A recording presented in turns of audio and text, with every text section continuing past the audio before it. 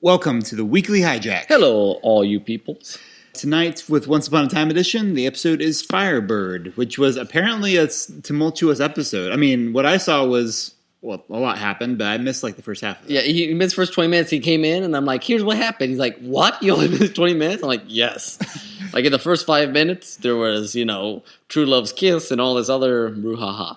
So anyways, very packed. I mean, you can tell they're moving towards the season finale, but I feel like we still have like 2 weeks to go or so. Yeah, 2 weeks, yeah. I think a 1 hour and then a 2 hour. So, okay, quick question. Yeah. And you can break this apart more if you want. I only have a partial picture of this thing. Yeah. But do you think, because we saw them leave Hook behind in this one, and the preview showed that someone would die next time, do you think they're setting us up for a double psych where, like, it's interesting that you potentially lose two characters in the span of 2 episodes, which doesn't quite seem like Once Upon a Time style. No. But would there be a finale episode to reclaim them again? I don't know. I mean, now, next episode, they could just bury Hook and they just do a bad, they just... Oh, and the promo is just pushing certain things. That's possible.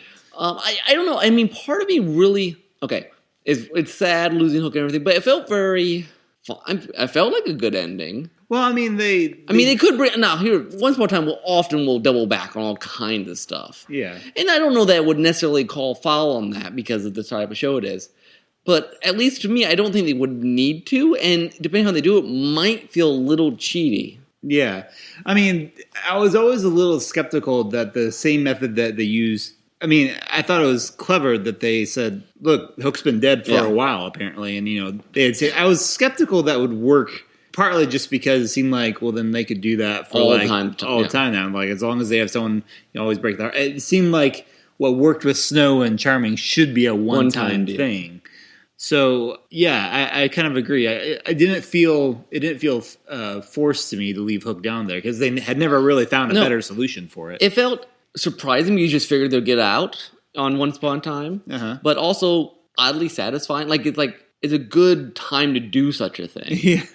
I mean, the most unfortunate thing is that now Emma has lost 2 of her boyfriends. I did think of that. Which is really sad. And here's the thing, because they didn't do this whole, I will find a way sort of thing, and because she basically said, make sure you just move on without me, I really felt like it was trying to be final, and they could still trick me for the finale. Mm-hmm. But it feels almost like it could be a plot point for Emma final, a new dimensional thing. Well, I'm very curious, though, what they would do with her next. I mean, she's run through all her love interests, unless you introduce someone new to the town. Well, and love is such a crucial part of Once Upon a Time in general. Like, it's not like she's not going to have another love interest if that's the case. And then I'm like, I don't know. Yeah, I mean, and who knows, maybe... You could have a thing where, if they defeat Hades and, the god, Zeus comes down like, I'll give you this guy in exchange for all your help. Or something. I mean... Bring Neil back from the dead? Or not Neil. I mean, I wouldn't do him. Or Hook, but yeah. Because I almost thought when they were first showing, hinting in the preview, someone will die, my first thought was, well, maybe Emma. Because, I mean, where do you go with her character next? I mean... I'm always very curious about what the writers' long-term plans for the show are. Yeah. Because Emma especially has had trouble getting new versions of Emma. I mean, they do a little shade, and it works pretty well, but she doesn't have a lot of You can only do so many of these flashbacks to her past and talk about her being a savior, and sometimes she is, and sometimes she just kind of... unless she just completely accepts full saviorhood now, like she said, I'm going to... make sure I protect everyone now. And now she's full, none of this doubting, none of this anything. She's just on fire sort of thing. I don't know. I don't know why Hook's death would lead to that. I don't know. Couple of things. All the Hades deleting thing has been very interesting in the sense of, is he really in love? And what I guess I enjoyed about this episode is, one, that they move so fast through the, you just get the kiss done, it's real love, etc. It works for Once Upon a Time. It's we'll just deal with it, Mm-hmm. But I like the fact that while he is very honest in that sense, he's still not completely honest. That's very fitting too. It's a nice. We always thought, well, at some point someone's going to stab someone in the back. But it didn't feel like he changed his character. It's not Rumple last, our half season rant. Yeah. Mm-hmm. Which, speaking of Rumple, I was happy to see, because when you told me all that, it's like, but Rumple doesn't like his dad at all. Yeah. Like, even if he had him over a barrel, it doesn't seem like this would be something he'd just go along with. And the twist there was just beautiful. and it's interesting, though, because they really haven't. I mean, Bell tried to redeem Rumple a little bit this season, but he's basically just said, he's hardcore accepted who he is, which makes him an interesting character. It's kind of sad because he was good at some point. But yeah. It's fun. I wonder if he considers himself an anti-hero, because he flat out called Peter Pan a villain, which in this universe he is. I should say the character known as Peter Pan, because I don't think there's much resemblance. But anyway, so it's interesting. He doesn't consider himself a villain currently, but he's also not a hero anymore, you know what's arguably. You know what's interesting? I guess I never quite put this all together, but this season really has been about people fully accepting themselves. Snow is like, I'm going to be Snow White, and Henry's like, I'm going to fully be the author, and like Zelina and like, okay, we are sisters, and I know we have this lot of, the whole Underworld moving on, but there's been a lot of like clearing of these like, and it's not always good, because then Rumple's like, this is just who I am, which is strange, because we had that whole evil is not born as made sort of thing, but now we just sort of like, and these are our true selves in some way. Yeah, that is interesting. A different twist in the whole. I mean, interesting. Like it shows that at some point you move beyond just your circumstances and like circumstances that shaped you, and at some point sort of take some responsibility for your actions, and for good or for bad. In some ways, it's a little more true. Like the new Rumple is like is in love with Belle, and is not crazy Rumple evil, but he's just Machiavellian. Yeah. Yeah, it's interesting. Like I said, I'm very curious about where they go with all of this. The other reason why we've talked about, I've sort of looked forward to an end for Once Upon a Time, not just because for a while it seemed like they were spinning their wheels, but I was always curious to see how they would tie this up. If they would stay true to fairy tale convention of happily ever after, heroes having a happy ending. And the show has always been really, really good at giving the heroes problems to deal with, and Emma especially.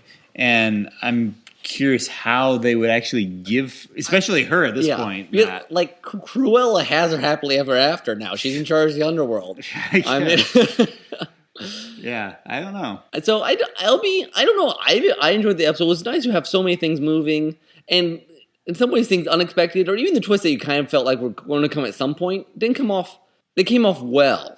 Mm-hmm. I guess if I had one major complaint about the episode, because the flashback is okay. It's the armor thing was nice, but okay. So you're stealing the file, and then you die. I just felt like that was like really horrible. Yeah. I mean, it's like I was trying to help you. You were stealing this file with nothing in it, and instead we run away, and I get glass in me and I die. I just felt like, man, that escalated quickly. And just I don't know, that just felt a little much. Yeah. Even for a flashback. Maybe a little too dramatic. Maybe, yeah. Like I like the rest of the stuff about, armor and, it kind of tells how she got into that sort of job, I can see that. So it was a nice flashback of that sort of thing. But it did kind of make me wish that I had some piece of clothing or costume that was like integral to my own history. Because it just sounded cool. Because Emma always wears that. Yeah. I mean, of all the, most people change clothes occasionally. Mm-hmm. I mean, Regina gets new costumes every half episode. It is handy that it takes place in Maine, so she has an excuse to be wearing having to wear a jacket all the time. Yeah. So it looks like they're leading towards this Hades. I don't even know what he wants to do in Storybrooke exactly. It is kind of bizarre. I mean, like, he already had a Storybrooke. Unless he was going to make it for Zelina. I think that's what they said. They were going to make it for Zelina. Mm-hmm. Because he does have this true weird love for Zelina. So when they did, you said they had a true love's kiss. What did that solve again? It gave him a heart? It gave him a heart. Oh, okay. His heart started beating. And then apparently it opened a portal. I'm not even sure why it opens a portal exactly. I guess because he can escape the Underworld now. He's not trapped there. Oh, okay. So I guess that's the reasoning. It is kind of weird then that it stuck around after he had left. Because you'd think it would be specifically for him. Yeah, it sounded like almost, the way they played it was almost like there was these earthquakes and like a portal was going to open and then at sundown it was going to disappear. It's almost like It has to start up and then just there until sundown because it's there for that day. Which, as far as magic goes, makes as much sense as anything. I mean, their magic this season, honestly, because they played much like even the Ambrosia kind of look for the magical item thing played off pretty well. I mean, partly because it wasn't there. Yeah, because it was a trap. And the whole test, the test was not. They played the magic more low key this season, which I think has really helped the show. Honestly, as opposed to constantly coming with fancy new, ways to work around stuff. Yeah. How did the clock tower get to the graveyard? You don't even know exactly. That was part of this True Love's Kiss. Okay. Yeah, I thought the same thing. I'm like, okay then. It was more dramatic there. I guess. I want to know, did they move that prop there? I mean, I want to buy this broken clock tower. Earlier in the season or in the half season, it looked like it was a CGI clock tower. Yeah, maybe, I'm not sure. It took them a while until I think they actually made one. But I would like to. That'd be great to just have in your backyard. And every once in a while, just have it click one more in place and freak out the neighbors. Yeah, exactly. That'd be awesome. So actually, so far we've got 2 episodes left. 3 hours left. But so far they've played things well. They've kept this season pretty tight. I mean, some things have moved. I mean, some of the Zelina Hades stuff. You just have to accept they took a bike ride, they fell in love, that sort of stuff. That Regina at the beginning, you missed it, Tim, but at the beginning it starts with Regina or like Emma saying, "You told Zelina what? Go." And she's like, "My God, I'm trying to trust my sister." I'm like, you don't trust your sister after. Okay, yeah, now you're forgiving her, but that's completely different than saying go hang out with the Hades. But that part of the season you just kind of run with because it's and I don't really care. It's fun. I trust my sister, but I don't necessarily have to trust her boyfriend. Yeah, exactly. So, but I've kind of enjoyed it because Hades is so enjoyable anyways, and it gives Zelina a reason not to be insane. Yeah. So yeah, I don't care you jumping. It makes sense for once upon a time. And we won't talk about that other romance this season. Oh yeah, and that was the only episode that even just felt sidetracked. Yeah, which is nice. It's good that there was only one. Most of it was moving things quite quickly, and most things really paid off, and people, everything seemed to do something. I mean, I guess you could say the whole James plotline was kind of just... But that was fun. It was fun, yeah. I mean, why not? You're in the underworld. Why not have some fun? I mean, the Blind Witch got more screen time than anyone ever would have guessed. Pretty much. But now we just wait and see if they can stick the landing. Until then, be sure to check up on all of our past episodes. If you missed any of our talking about this season, or last season, or the last half of last season, which is what we did. And you can find all those at derailedtrainsofthought.blogspot.com. Check out, YouTube, Stitcher, iTunes. You know the drill. Yeah, exactly. So these are supposed to be 10 minutes or 5 minutes, and we keep getting longer. Well, I was trying to wrap it up earlier. I know, I ramble. This is my problem, so. Okay. All right, until next time, guys. This is Tim. This is Nick. Bye.